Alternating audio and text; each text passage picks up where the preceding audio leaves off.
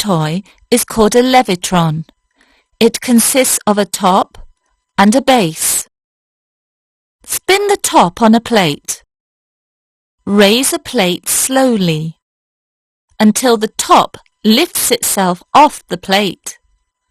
The top is now floating in the air. Try to use a glass cup to separate the base and the top.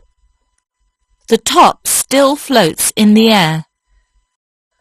Do you know the principle of this trick? In fact, both the top and the base contain a magnet. The top is supported in the air by the repulsive magnetic force between the magnets.